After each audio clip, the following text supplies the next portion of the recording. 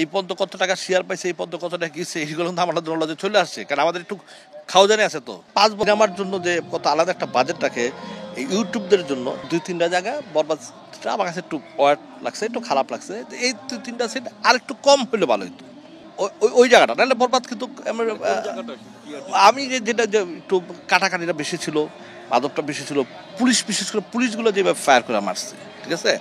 এবং 3-4টা সিনে আমার অবজেকশন, আমার ছবি কিন্তু ভালো লাগছে। চালান টাকা ওঠার ব্যাপারটা কি, অ্যাকচুয়ালি আমরা যারা ছবি রিলিজ করেছি, বিগত যারা ছবি রিলিজ করেছে, তারা যারা super super super super hit বলছে এই ছবি, এই এক গত বছরও বলছে, এর আগের বছরও বলছে, তারা এখন কোথায়? সে প্রডিউসার এখন কি তারা যে ছবি বানাইছে, কারণ কি আমি জানি আমরা এখন টোটাল ব্যবসাটা হয় ইউটিউবে আর ফেসবুকে। আর 10-12টা লোক আছে, এই লোকগুলারে মাসে 10,000 টাকা করে দেওয়া এই ইউটিউব চালায়, ঠিক আছে। এর একটা পাবলিসিটি করা দেয়, ঠিক আছে। এবং এই ইউটিউবগুলো যারা করে প্রত্যেকটা টাকা খায় করে, টিকটক শুদ্ধ টাকার বিনিময়ে। আমি আমি যদি বলি যে গানটা আমার টিকটক, তাহলে আমার একটা গ্রুপ চলে আসে যে তাহলে কত টাকা আপনি বাজেট রাখবেন, ঠিক আছে। এবং আলাদা একটা বাজেট রাখে সিনেমার জন্য, যে কত আলাদা একটা বাজেট রাখে এই ইউটিউবদের জন্য।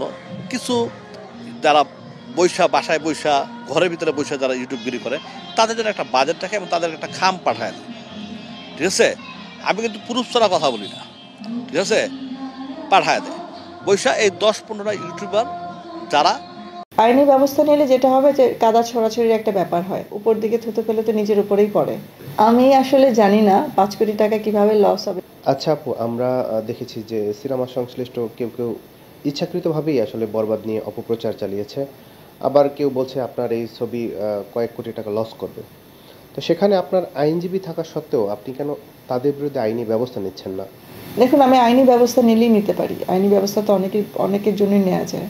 তো আমি মনে করি যে যারাই আমার সিনেমার ব্যাপারে কথা বলেছেন, এফডিসি থেকে হোক বা এফডিসির বাইরে হোক, অনেকে অনেকভাবে এটা ক্ষতি করার চেষ্টা করেছেন, যেটা আমার কাছে একদম প্রুফ সহ আছে।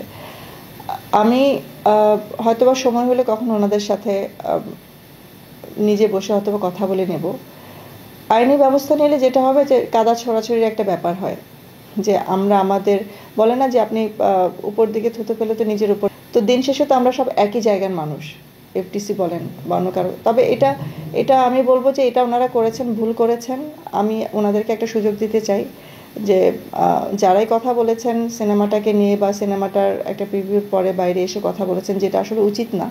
আপনাদেরকে খুব সিক্রেটলি একটা জিনিস দেখানো হয়। আপনারা যেহেতু সমিতির ভিতরে থাকেন, এফডিসির ভিতরে থাকেন, আপনাদের একটা কমিটি আছে, কমিটির ভিতর থেকে দেখানো হয় একটা ট্রাস্ট নিয়ে, সেখানে কোনো এনডিএ সাইন করা হয় না। তো উইদাউট এনডিএ সাইন করে আমরা আপনাদেরকে পুরো সিনেমাটা দেখাই, তারপর আপনারা বাইরে বের হয়ে সিনেমাটা নিয়ে মন্তব্য করেন। শুধু আমার সিনেমার ক্ষেত্রে না, সব সিনেমার ক্ষেত্রে যখন আপনারা মন্তব্য করেন, এতে কি হয় যে সিনেমাটা দেখার আগে দর্শকের হয় অতি উৎসাহ হয়ে যায়, আর নাহলে উৎসাহ একদমই কমে যায়।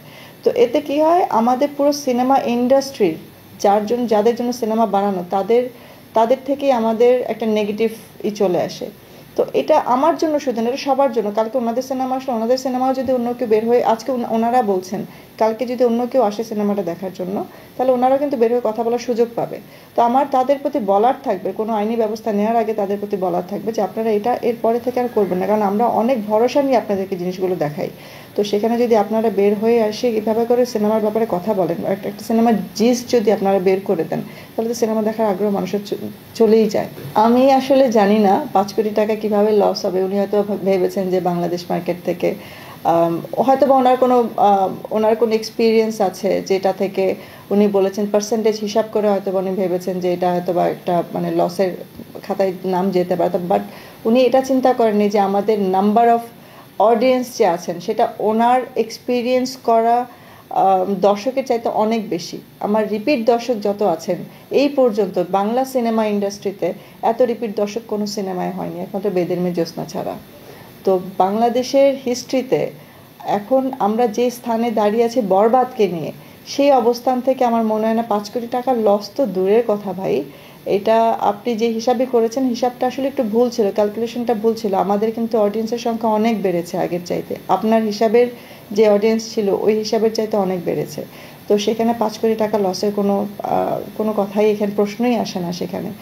আর যদি কোনো কারণে আমার মনে হয় যে আমার প্রফিট কম হচ্ছে, আমি সবার আগে আপনার সাথেই শেয়ার করব যে ভাই আমার প্রফিট কম হচ্ছে।